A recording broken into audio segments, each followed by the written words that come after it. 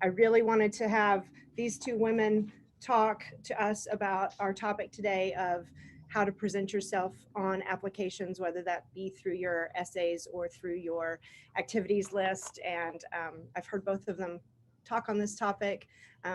Carol, you have something specific you said years ago that I'm going to remind you of at some point during this conversation because it's always stuck with me. But without further ado, I would like to turn it over to Carol and Zaire. If you all will introduce yourselves, and then if you want to just start with a couple of points, and then obviously I have our list of questions. Participants, you are encouraged as always to type your questions in the chat or raise your hand and we will call on you as we go along. We want this to be interactive and helpful for you and for you to get out of it what you need. So Carol and Zaire, take us away. Are you unmuted? Do you want me to go first, Zaire? Okay, fine. Hi, everybody. Thanks so much for joining us on a Tuesday afternoon. My name is Carol Conker, and I'm with George Washington University. I am an Associate Director of Regional Programs, and essentially I'm a regionally based admissions officer, and I have been for over 20 years. So I tell all of our colleagues in the office that remote working is not being a regionally based admissions officer. It's completely different. Normally I enjoy lots of free time of travel, which includes being able to find time to meet with Kim and with Zaire in where they are located versus us doing this virtual platform. I'm very excited to be here with you all today to impart some of our little bit of our wisdom about the admissions process. Good afternoon, everyone. My name is Zaire McCoy, and I serve as an Associate Vice President for Enrollment Management and Dean of Admission at Rollins College in Winter Park, Florida, which is just outside of Orlando, for those of you who have not had the chance to visit our beautiful campus.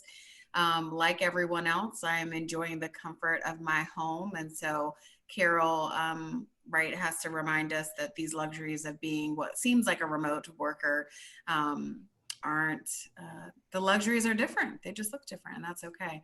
But I am excited to share with Carol our time this afternoon to really talk to you guys about and maybe easing some anxiety about this application process and really focusing in on the points that were mentioned at the onset about the essay and extracurricular specifically, and most importantly, being able to learn who you are. So we'll be sharing some nuggets shortly. Great. Well, thanks. Well, I think let's just dive right in with, I think one of the questions that I am asked most often as a counselor and advisor is, are there topics I shouldn't talk about? And I think there are sensitive topics in a lot of ways you look at that. But what are your takes on that? Is anything off limits? Is there a taboo? Are certain calculated risks okay? What are your viewpoints on those things?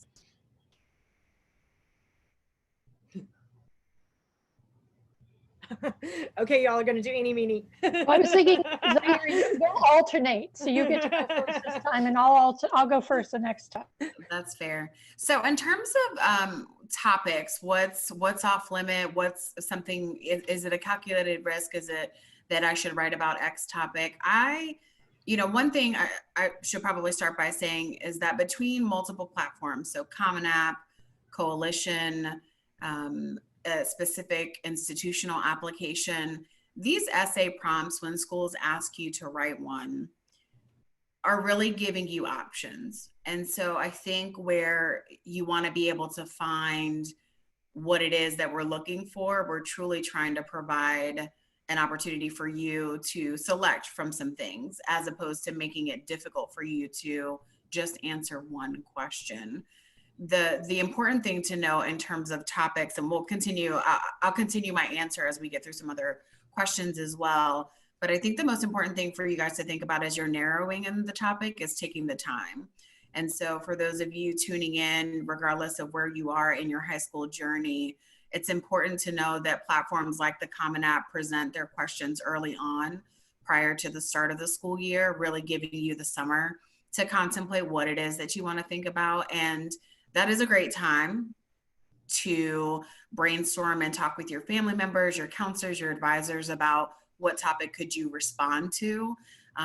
It's a really hard thing to tell you which which question to answer, why we choose the questions that we do. Ultimately, that is one piece of this admission puzzle for us that we're trying to put together. We're trying to help understand the narrative that you're choosing. And for us to be able to say we want this topic responded to is not allowing you to be as creative as you can be, or answering the question that you feel like best meets what you're looking for. I'll take a step back, actually, and as I started talking, I thought about this. There are some of us colleges that don't require an essay for you to respond to, and I want you to not overthink that either. For those colleges that don't require an essay prompt, know that there might be other ways in which you need to demonstrate your interest for that school. That's a whole nother conversation, but I don't want you to look at a college application and say, oh, if they don't have an essay, maybe that's easier, or maybe they're not as competitive, or maybe they're not going to learn as much about me. Know that every college is doing what they think is best to get to know the students that are applying to their community. And so whenever you're in doubt, or if you feel like it's giving you some anxiety, ask the question. For a place like Rollins, we don't require an essay, a formal essay, if you're using our institutional app, but if you're using the Common App, of course, you have one to respond to. Again, we want to give you an opportunity to express who you are within the question that you respond to. So it might feel like a big generalization, but this is really about you taking the time to share a nugget about who you are. It's not really the part one biography of your life, but you have some time to really think about how you're going to respond to this question. I think the most important thing for all students who are applying to college, that the writing sample is an aspect of the application, whether it's optional or is a requirement, that the student knows this isn't really a test. While we are looking for good college-ready writing, and we want to know your story, we want to have, this is your opportunity to speak to us. Now, in terms of topics that are taboo, I mean, many years, you can see by my gray hair, I've been in this business for a while. And we've all read thousands and thousands and thousands of essays. They've run the gamut from very, very, very personal and very powerful to kind of basic, but also lovely at the same time. I think one of my favorites ones was a student was talking about baking brownies with a friend of hers who was from a different faith and a different ethnic and cultural background, and how they discovered the different ways that they made their brownies, but both equally delicious. And I just love that. And the best part was she kept a recipe in the essay. So that was even a plus for me. So when a student can kind of like personalize that voice throughout, we know that there's students that are doing things like they want to talk about a mission experience that they may have had with their faith community. We read a lot of those. The best way for a student to articulate that is to take what they learned in that experience and how they brought it home and then went with it, rather than just talking about that moment in time.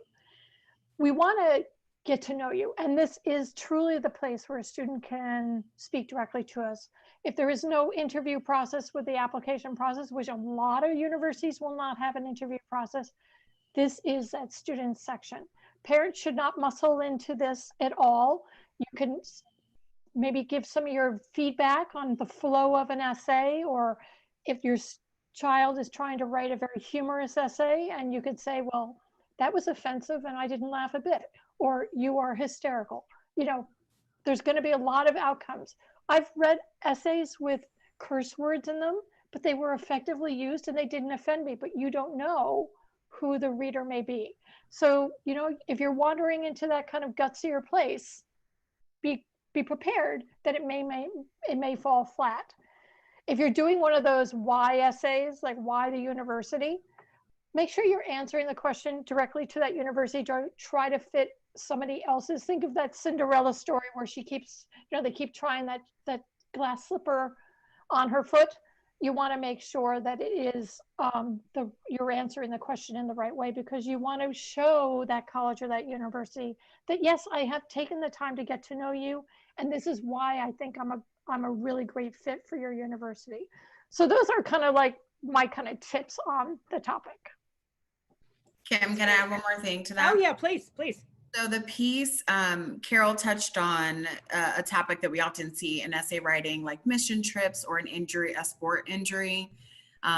You know, many of you have, we have taught you, right? I'll say we collectively in higher education have taught you that, right, what you do and how you behave and the activities that you do are reflective of what you enjoy to do. And over time, you come to learn what those things are. When students write about that mission trip or the sport injury that we oftentimes see, right, it literally could be the Achilles or you rupture a tendon. And so it literally, right, takes you out. I think the hard part about those essays is really more about you not getting to the why. Why are you choosing to tell us about this very important moment in your life? You told us, right? I think about essay writing like packing for a trip. And I don't know if any of you listening are like me. I think I need to take every possible option with yet I might not have packed the most essential thing necessary for the trip, right? And you name whatever that might be. And so when looking at this essay, right, if you're writing about a sport injury, yeah, write it out. What is it? What is the injury and what happened? It sidelined your career. That's clear. Maybe pick up the pen from there and talk to us about, since this injury, here's what happened and this is why I'm telling you. If you as the writer and family members, if you're reading, right, because you just are interested in seeing what your student is writing about, if you can't gather the why you shared that information with me, then you need to start over. Because as the reader of essays, again, there's no hook, there's no trick. We are really trying to understand what it is that you're conveying to us. And when we have to guess, that's the last thing you want us to do. There's going to be a short appearance, sorry, uninterrupted by my worker here, But so I think it's important for you to just be able to understand or be able to explain the why. Why are you choosing that topic? If you're choosing that personal and powerful piece, I want you to make sure, that you have also communicated that to support systems in your network. Because what happens in essays that are powerful and personal, we want to also make sure as the institution of higher education that we have support measures in place to support you if that's something that you're still looking to seek support with. And oftentimes that may be the first time that you're sharing something so powerful and personal. So I just want to make sure that if you're choosing to disclose that kind of information, you want to be sure that you're ready to answer maybe some follow-up questions, because we want to ensure the safety and success of your future at our institution. And I'll hop on to a couple of points there, just from more so obviously my perspective of the years I worked in schools, because you're not going to call me as an independent counselor to talk about this, but so at least a dozen times I've had calls from the colleges who did want clarification on something my student had written. The times the student had kept me in the loop and shared that information with me, it made it a very different conversation on the other end of the line to share and to help you, if you were the one calling, Zaire, understand the student situation and either verify that yes, things were under control, they were getting help. And it's not even always those kinds of situations. I had a student once literally write to the college, please don't accept me, I'm only applying because my father's making me. So that was an interesting call to field, because I was not aware that she felt that way in that particular case. But I think to that point, it really does help if you let the folks know who are going to be advocating for you further in this process, what you're sharing and why you're sharing it and what you hope the outcomes will be. I also start with the advice a lot of times with students of, think about what you want this person to learn about you on the other end. And Carol, I think you're the one who touched on it. Without interviews, if in most of our processes these days, it is your chance to really add some other flavor and some other bit about you to the conversation, albeit on paper, that is not there otherwise. And, you know, I think students, sometimes you get focused on, you know, this is the thing I do. I am a great musician, and so I'm going to write about that. And often as a counselor, I push back with, you know what, they already know that about you. We've got a list of accolades and all kinds of information about your music. what else is there that you might want to share? And I think sometimes we as students don't think about there are some other layers that might be interesting for them to know about you in terms of all that. Any other points, Carol or Zaire, before I go on to that? So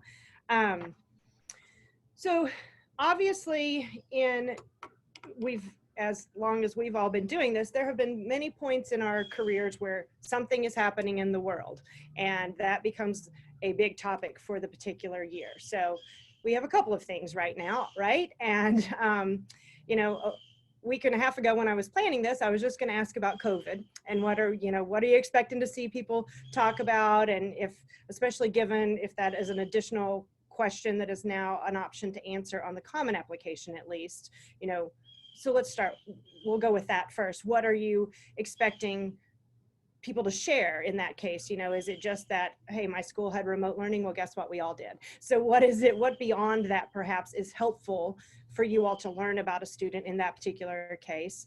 And then with the rest of the unrest that's happening in our world, I'm thinking back to other times when we've had either natural disasters or other issues that they've been more generalized, honestly. I mean, I think about Katrina in New Orleans, and there were a lot of essays at that time about that. I'm sure I didn't read for colleges then, but how do you handle those things? And do those become taboo in any way because it's become the essay topic of the year, so to speak? So I kind of asked a bunch of questions all at once, so forgive me. So maybe we start with COVID and then we talk about everything else. Okay.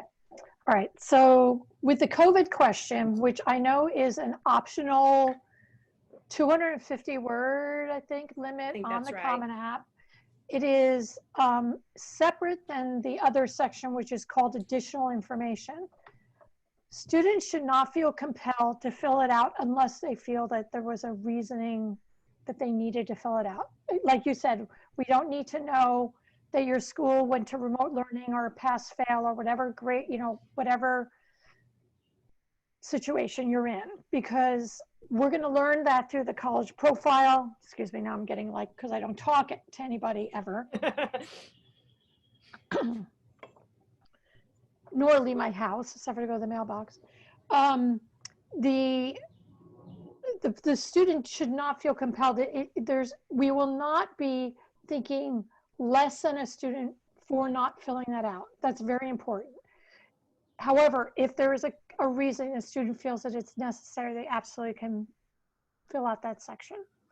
I think that the biggest thing, I don't know what we're going to be looking for in that. I think we want to be compassionate, and we want to hear from the students should they feel that they want to be ready to share that information. This is new for us too. I mean, we're all that's the thing about COVID, is that it's universal, it's global. It's like everybody is experiencing it at some level, whether it's just simple where you're just staying at home and doing your part, to you've lost family members. It's scary how universal. So we don't know. I think that we just want to make sure that students are able to speak to it if they want to. Zaire, if you have anything to add there.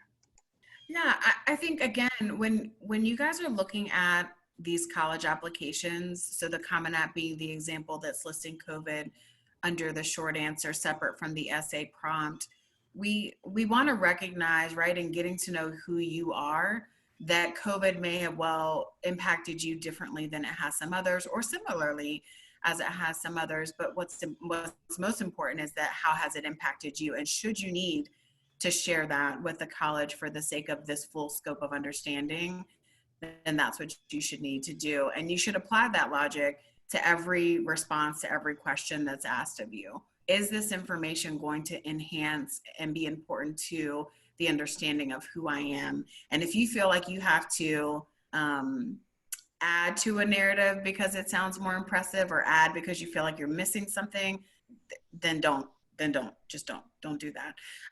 As Carol mentioned, and I think it just continues to bear repeating, we are all in this together when it comes to COVID, truly chartering uncharted territory. And so as we get these responses, it might not be until a year from now that we'll be able to say, this is what we're looking for.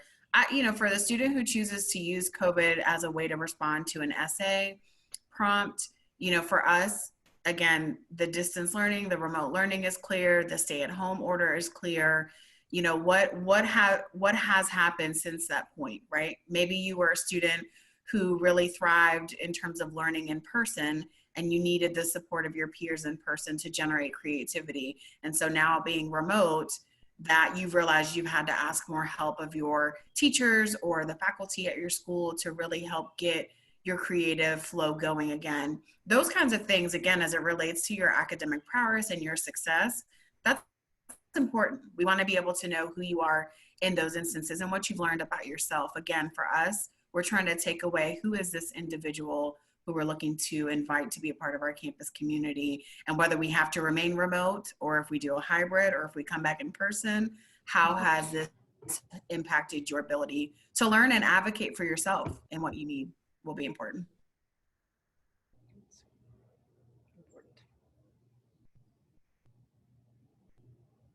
What about students who, I don't know that this will happen in this particular case with what is happening in our country otherwise right now around race and justice.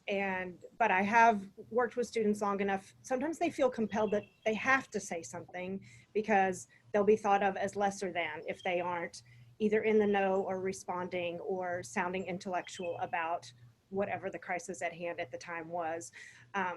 I have always advised that that is not the case. You don't have to have a response if that is not who you are or what you even feel most comfortable talking about.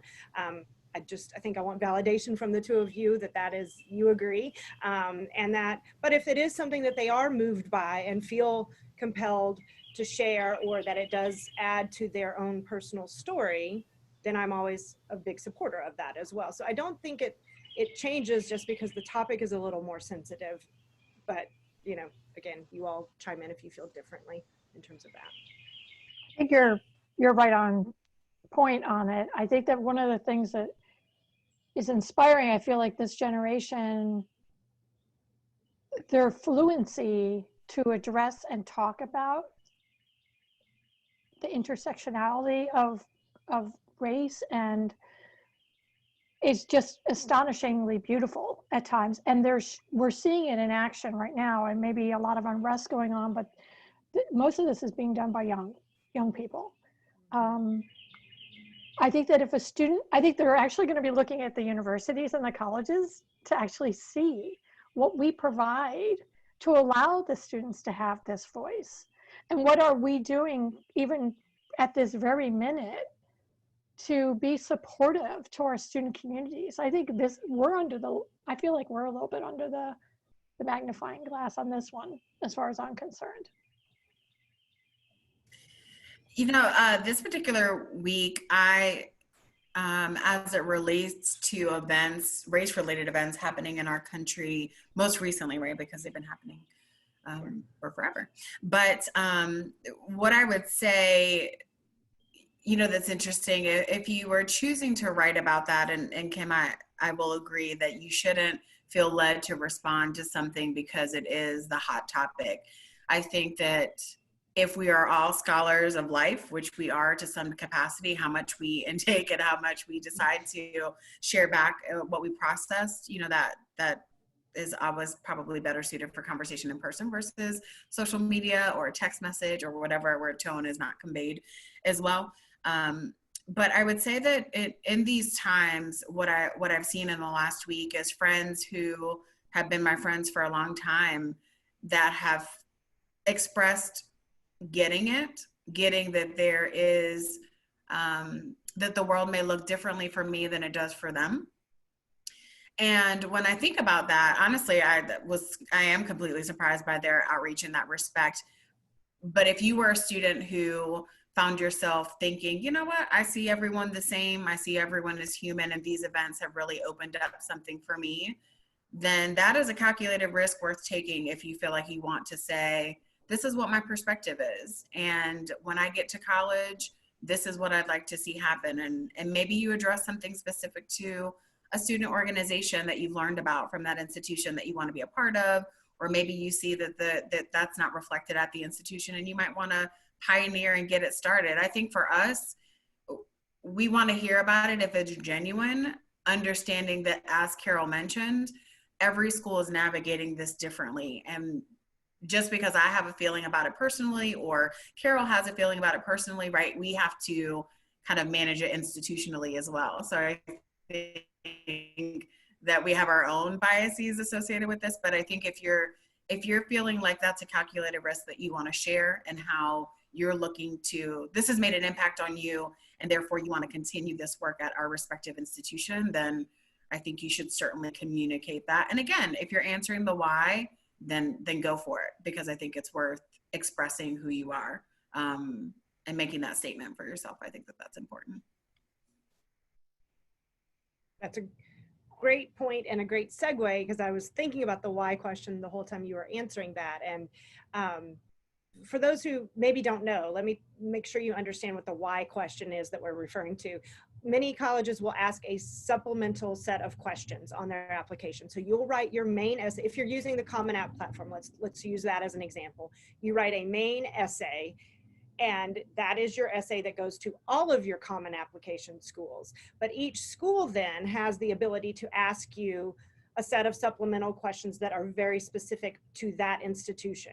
So the why question is often phrased something like, why are you interested in applying to my college, to Rollins, to George Washington, to Vanderbilt, you name it. And what they are looking for there, I'm going to let these ladies respond, but is, again, the very specifics about what makes that school a fit for you. Sometimes it's even phrased that way. And it's, why do you think we are a good fit? This institution is a good fit for you. So you have to dig in a little bit to be able to respond to that appropriately. So I'm going to turn it back over to you. Carol, this is where you said something a while back that I will have never forgotten about the why essay.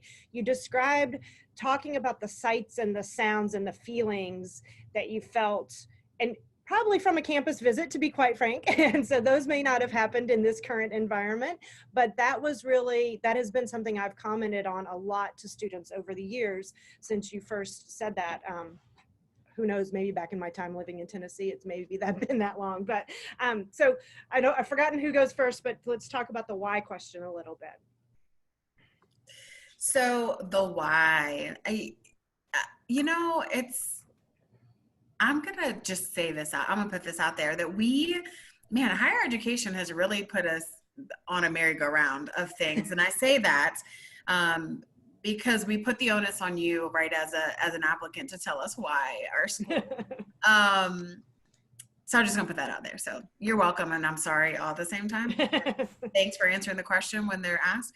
But the why is important for a couple of things, a couple of reasons. Maybe one, the institution that's asking the question about why our institution, why do you think you would be a good fit for our institution? Maybe they don't conduct interviews. So maybe there's not another way for them to engage or interact with you. Or naturally, they might have a campus visit program, and pre-COVID, when you could, if you had the availability to visit a campus, you could do that. And post-COVID, right, that has been a little bit more complicated, and virtual has been the way to go. But maybe you have visited in one way or another, but the school doesn't have a way to know that you visited. Maybe it was an official tour, maybe it was a drive-through, maybe you were on vacation somewhere and you were just able to see the campus. When we talk about the why and being able to articulate what it is about our school that you're looking at, this probably feels like a big bait and switch. And so again, sorry, and thank you for answering the question. But part of it is to be able to understand, are the messages that we're sending out about our institution resonating with you? If you've thought about either through family conversation, maybe family pressure, maybe some legacy, maybe interest, it's maybe something you've been dreaming about for as long as you could be dreaming about college, maybe it fits and checks some of those boxes for you, right? It's about the city, it's about the size, it's about the academic program, the people, maybe a ton of people that you know are also interested in that school. I think when you answer the why, if you can answer that question and at the end of it, end with a big grin because you're like, yes, this school is gonna absolutely know this is my why. And they're going to be excited about that because I'm excited about this. And you can articulate that again in person in the same authentic way, that is key. But I think initially the why question is about, is our branding making its way to you? Are you understanding what we're trying to convey and the work that we're trying to do as an institution of higher education? And if we don't get the chance to meet with you individually or at your high school or while you're visiting campus, we want to hear your reasoning as to why our institution would be my response. So at the time that I shared that incredible wisdom with Kim, we did have a Y essay, but GW has shifted to not only making the writing supplement optional, and we always say with students that if you are so interested in learning, wanting us to know more about you, obviously do the optional, but we don't use demonstrated interest anymore, and we haven't probably since 2015-ish, maybe something like that. We do have the 2 prompts for students to select from. And while it is still that kind of exploration of writing, it does do exactly what Zaire says. It kind of pops in some phrasing that is kind of like within our admissions marketing about making your history. And we're looking to see if a student is really done some deeper dive into GW. One of the things that we're definitely not looking, what I always look for when I'm reading that is, did the student answer the prompt question? Because a lot of times I'll go, well, those were a lot of good words, but none of it made sense to me because you didn't answer the question that we just asked you. Or I'm trying to figure out which question they're actually answering. My favorite story from this sort of time period, I think it was back during the Y days, where a student was really doing an excellent job of writing about a particular school at GW, which is our International Affairs School. And the student at the very end of the essay, and this was in parentheses, said, "Chuck, dude, help me out here. I know nothing about this school." He closed the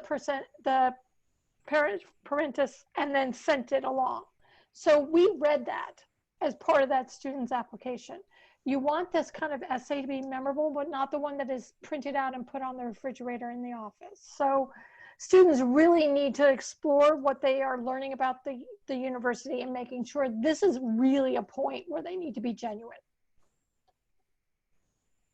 That's great. Being genuine is very important. And that's also a nice segue into mistakes. They happen. There are some that are more egregious than others. There can be a misspelling error here and there that I think sometimes we can overlook. I know that there can be a comma splice and some other grammatical things that sometimes we can also overlook, as long as it's not a pattern of bad writing. But the anxiety that I feel from a lot of students so often, of course, is, this has to be perfect. And it's, if it's not, can you just touch on what is the weight of the essay in the process? And it may vary from institution to institution, but I'd love your thoughts on that. If that's, is that the tipping point for kids, good or bad, in terms of the process? I always think that these panels should be actually titled, "It Depends." Yes. It depends. It really depends on the entire application, how things are flowing. If you see a really bright student who has taken a significant number of challenging classes, they do very well. We're test optional, so we may or may not have the test scores as part of that review. And then you get to this essay, and if you just feel like the brakes that were put on, the lack of attention to, might have been sloppy. It might have been the draft, where the student realized at 10 of midnight on the deadline that they had to actually do an essay. It becomes that hiccup in the overall picture. So maybe it could be forgiven. Maybe it would have taken a student out of maybe the track to a merit scholarship because they're not shining as bright as they could have in the complete. So attention to detail is certainly important. I always tell students that do have anxiety about writing, you weren't born to walk, you weren't born to talk, you didn't, if you play a sport, you practice every day, or an instrument, you practice every day. Writing is practice. And even if you are a brilliant writer, you happen to be on the Lit Mag, you can't really push out a 650-word essay in 10 minutes. It's not going to come through. even if you're cutting and pasting from something else that you've done before. It's pretty important that students work through this process. My daughter is going to be going to graduate school, and she did this. She's an excellent writer, but her first essay, I was just like, I'm not so sure, kid. You've got to push this a little bit more. And her final piece after 3 weeks was phenomenal. It told the message and the story that she wanted, but for an excellent writer, it was like, blah, at first, because she was all over the place. So practice is super important, and go through the process of working through the execution of it.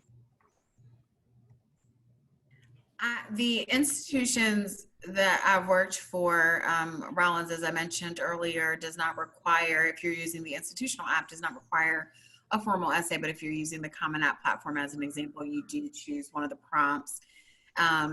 At my previous institution, certainly that was an important piece of the puzzle in terms of making the admission decision. In both instances, when we do receive an essay from a student, at Rollins and at my previous institution, this was always a compliment to your work. Your academic profile is really what took the majority, or what made the majority of the admission decision, majority meaning 75, 80% of the admission decision, recognizing that something like extracurricular activities, if you were involved or had to work a part-time job and that was your involvement, it didn't allow for you to do more than that, which is significant. And so the essay piece was really like, where do I get to meet the student where they are in this current time, right? Because your transcript is a screenshot of 9th, 10th, and 11th grade, things already completed. Same with test scores if you choose to submit. And Rollins, like GW, is test optional. And so the essay portion for us is never intended to make or break, although I will share at my previous institution that we did have a colleague look into an essay, which is not normal, not enough bandwidth to do that. But the colleague had been reading so many essays that this one in particular seemed familiar. Now, I should tell you, outside of the topic being familiar, the content of the essay should not seem familiar. And so this particular colleague happened to just, use good old Google to search and found that the essay was not the student's work. And in that particular case, it did work, unfortunately, against the student, where the decision, they did not get news that they wanted to hear. And we did contact the student about what we had found. And so I would say just, again, the essay piece and trying to understand your narrative and who you are, certainly taking the time, as Carol said, to practice your writing that you want to submit to the college, but also being authentic in that work that you're submitting. And if you are citing other work, then do that in your essay if that's the type of writing that you're doing. But the minute that it becomes someone else's work, then that's certainly a problem. I do have one other point with that. I think that one of the things that we've seen on occasion, luckily it's only on occasion, where the Common App essay will be very complete, it flows really well, everything seems in order, and then we might get to that supplemental question, and there's something weird. The voice is very different, the punctuation is very different, and you know that there was professional help or a very overeager parent involved in that Common App essay, but that somehow the communication between whoever that student was working with wasn't articulated for the student to match them up, or even email communication. Sometimes we may see some lesser than ability to communicate, and I'm not even talking about students with English as being their first language. These could be any student who could be doing these kind of errors, where you're like, things are not kind of adding up. This doesn't seem like fair representation. So you want to make sure there's fair representation. It's a great point. I often have shared with families, parents in particular, we can't over edit.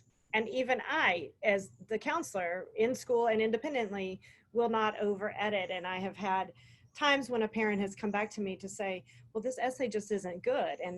But that's the student's voice, and that's what we're trying to impart, and we can't over edit it. And that's just, again, parents, moms especially, get a bad rap with all of this, but just remember, we have to let their voice come through in this process, and that's really important. I too had a student, when I was a school-based counselor, whose essay was flagged for being plagiarized. It was purchased, I guess, off of the internet. So again, there are ways, and just be careful. And it is important to be yourself and to be authentic and to be honest in this process. The one question that is popped up in the chat that I think I can address just quickly is it possible to write all essays over the summer so that there's less of an issue with meeting the due date and easier with full school schedules and all of those kinds of things? And it is certainly absolutely possible to get the bulk of the work done. I will say in my experience, it goes back to sort of Carol's point about even with great writers, it takes some time just to kind of work through and do multiple drafts. And so if you're a student or you're a parent of a student who thinks that they're going to need sort of that long runway of time to do it, absolutely start now. In fact, many of you know I'm going to help students starting this week with essays getting going. So, but the other part of my experience has been a lot of times then they need to let it rest, because summer should also still be somewhat of a break. And then we review it again, typically in August or something like that, and make sure we all still feel like, oh yeah, that's still what I wanted to say. That's still a great experience.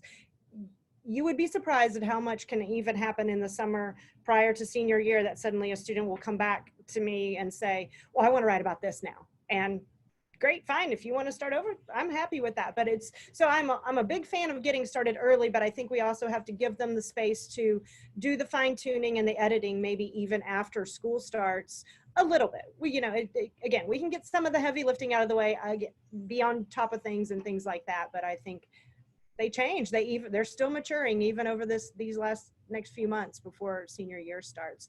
And then the follow-up part of that question that was just about, is there anything else that's due sort of after school starts? Just quickly on the process, things that you'll do after school starts will be making sure your test scores are sent if you're not applying to a test optional school, or maybe you're sending your scores anyway.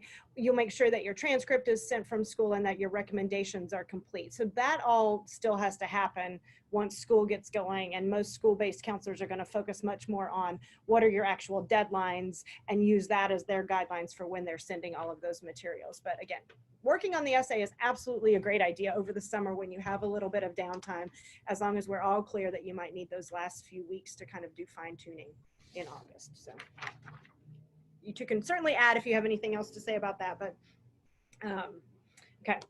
So I think we're getting close on time, so I want to make sure we have a little time to talk about activities, because you have very limited character space to describe your activities on the Common Application platform, at least. And I know I keep referring to that, but that's very popular, especially here in North Carolina, where our state universities take it. So a lot of my students end up using that platform. Any advice on how to maximize what your descriptions are of your activities, especially something that might be lesser known to somebody who, you're not used to the club title that we use here at our local high school for whatever it is that they do. So chime in with that. I think it's my go. So in terms of extracurricular activities and trying to maximize the space you have available to you, I would, if you don't already have a separate document or a working document of where you store, keep your organizations or what you've been involved in, I would certainly encourage you to do that. One, so that you can maintain and reflect and just keep up with what that is. I would also say that we are really looking at things that you have been actively involved in since high school. You can always reference that you've been, right, a dancer, a singer, a musician, an artist, an athlete since 2. But we certainly want to see that activity from the high school timeframe. I'll just throw that out there. But in terms of being able to maximize your time, like if you are a part of a service organization that might be new in name to us as application readers, there is always a space for you to be able to list as briefly as, right, service org. Or if it's a sport that I can't say that most of us might not have ever been familiar with, you can certainly write athletic, right? So there are ways, if you're listing the things that you're doing, if they don't seem common, and certainly you should be using the resources in your counselor, independent counselor, and trying to work through the list and having that support and identifying what are those areas that I'm looking to add. If you are part of I'm trying to think of some organizations that I've seen students be a part of, and maybe it's more of an honor or a recognition. You have been a part of, maybe you do cotillion. And so that might not necessarily be an activity that you would look to continue, but I would say, for me, I would say cotillion represents character building and manners. And again, you don't have that listed in organizations anywhere outright in that way, but certainly looking to simplify what it is, but most people know what cotillions are, so that's not uncommon practice. But I would certainly make sure that you are listing them out and not feeling rushed to have to associate them with a thing either. That if there's an opportunity for you to engage, not just on paper, but through a conversation with an admission counselor or an alumni, that's a time to be able to demonstrate what that organization might be. We might get to this question as we answer this one, that you also don't need to feel compelled to list 10 things that you are a part of. One, we know that there are only 24 hours in a day, and sometimes some of you students are super creative and maybe find 27 hours in a day, because if you use the platform like the Common App and add up your hours, sometimes it's more than what a day can offer, and I'm just wowed. Honestly, we should probably start asking you realistically, how many hours a night do you sleep? Because then we find that that's the more concerning piece about all of this. Man, I'm on a soapbox, but the whole point, if you're thinking about and how you're thinking about listing your extracurricular activities, what are the things that you've been a part of that matter the most to you? And maybe it has been 4 or 5 things for you specifically, and you've been able to do them well. But if you find yourself getting to the double digits, it's likely that you've maybe only been doing that for a year, or you're looking to obtain a leadership role that you feel like has been missing somewhere else. We see through that pretty quickly. So your goal should not be to list or to exhaust the list of spots you have available to write in on the application, but to make sure that you're listing the activities that have had some meaning to you, because we will oftentimes ask you to reflect on that if we get the chance to meet and talk to you in person. My favorite is when students calculate the hours they're sleeping as summer camp counselors in their hours of service, which I think is super funny. Yeah. The way I look at the activity list, and let's take COVID out of this equation. Let's just talk about the activity list, and then I'll add back COVID. To me, I look at it as a way to see it's kind of like a little bit of the icing part of the essay, where I'm getting to know the student and finding out their talents and gifts that they will bring with them to the university, but also their time management skills. Time management is essential to being successful as a college student. There's so much going on. Only are there the classroom requirements and whatever academic requirements you have to fulfill each semester, but you're also going to be very involved with new organizations, new friends, new excitement, and you need to be successful in the classroom. But we also want you to have that time to be able to do what you're involved in. Some of those activities that you do in high school will carry over to college. You may scrap it all and start anew and start doing a lot of different things. I prefer a Common App, because we're only Common App school, list that's organized based on the student's passion first, not the time of their life that they did it, because we're going through applications fairly rapidly and we're looking for things that kind of pop out. So I love it when the student puts their most favorite thing, the thing they spend the most time on, the thing that kind of defines their time in high school, maybe in the first 3 categories. Please tell us what the activity is. I think future something consumers might be something. There's one about, it's sort of like what home ec used to be in my day. I think it's FCC something. I have to Google it to find out what it is, because I know most of the different acronyms for different organizations, but it's always important. We do know that students that are involved in band, involved in sports, involved in Model UN or debate may not have a huge number of activities because of the hours involved. There goes my throat again. So don't have to fill it all out all the time because you feel like you have to have every line in there. Think of your description as what a tweet used to be, 140 characters or whatever you can put in there. So that's my little bit about activities. Let me take a sip of water and then I'll talk about COVID a bit.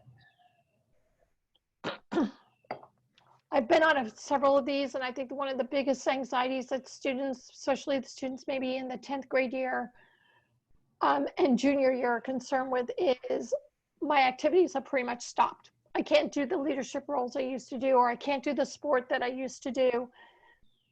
You're welcome to think about all the different things you might have discovered about yourself. Maybe I know that if you were in my neighborhood, riding your bike has become the thing ever since March. More kids are out on their bikes than ever before. Maybe you're perfecting your sourdough recipe, or you've discovered that you love to cook. You've discovered things you can do, board games with your family, things that maybe just new things about yourself. So you don't have to be a leader in everything. Again, we're looking to kind of imagine you in our crystal ball future of being in our campus community. Thank you. That's a great point. Finally, with our last little bit, and maybe I kind of did this out of order, but it's sort of the last part that you get to on the application if you're using the Common App is that additional information section. And, I'm often asked, again, people feel compelled to fill every spot. And in some cases, if there's a legitimate reason to add something, absolutely. But can you just quickly maybe give your top 2 or 3 that you think are the important things to add in the additional information section, if we use that at all? Please only use the additional information section if you have additional information you need to share. It is not the place to put the sneaky extra essay because you don't like the 5 or 6 prompts that you could choose from in Common App. It is not the place to put the summary of your research. It is not the place to put your resume. It's not the place to pick a narrative version of your activities list. It is for, I had mono in this grade, and that's when my grades went down, or there was, it's to talk about something that you may need to elaborate on a little bit more. You don't have to tell us that you didn't really like the teacher and that your grade should have been better and the teacher was nicer to other people than you. That's not the place for it. The counselor can help you out to articulate maybe some conflicts like that. It is a very special section. We expect it to be rarely used. Yeah, I mean, I think things, if you're using that section, because I feel like Carol offered some very specific, and this is being recorded, so you should listen to those over again. But if there has been a disruption to your high school experience, that is a place where you should absolutely write something in the additional section. Now, COVID, because it has been added, you can speak specifically to that. But right, families who have suffered great tragedy, right, house caught on fire, have been displaced. Obviously, that is not everybody's situation. Maybe a parent's divorce in the middle of a school year. I think that there are things that are specific to you. If you know that your high school career could have been different if that thing didn't happen, then you should write it in that section.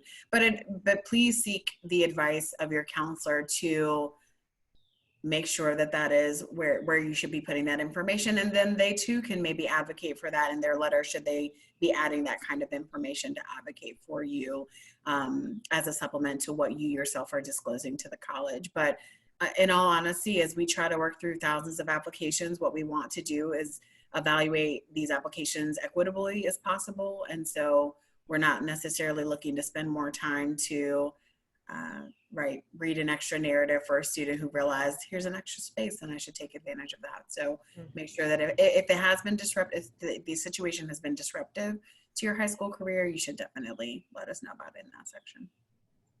And I have another example of that's combined with the mistake question from earlier and attention to detail. There was a student that I had once who wrote in that section, tell colleges why I slacked off grades. And they hit submit before they actually eloquently told us why they slacked off grades. So right, yes. Both a mistake and not something you should write in that section. Great point. And I have often shared with students and families that it is, if it provides context, which is, I'm just echoing what you have both said, and there have some common things have certainly been medical issues, both personal and with parents or extended family death, disruption in just day-to-day life. And then the other big one is often an ADHD diagnosis or something like that. And certainly if it happens within the context of high school and there has been a noticeable change, then I feel like that has been an appropriate one at times. But you're right, it's not just for everybody to add something else. Parting shots, and by the way, don't forget this about me before we go. So, well, that concludes my formal list of questions. Folks listening, if you have anything to add to the chat, or if you want to raise your hand, or just unmute yourself and fire away if you've got any questions with our last few minutes here. Looks like we've been so thorough that we've covered all of the bases today. So thank you, Carol and Zaire, for being here and for taking your time out of your day to do this. Again, to my participants, thanks for being flexible so we could accommodate their schedules, working around other meetings and things like that. And be well, be safe, everybody. Take care of yourselves and each other. And I'll see you back on here next week. Thanks, guys. Take care. Thank you. Bye-bye. Bye.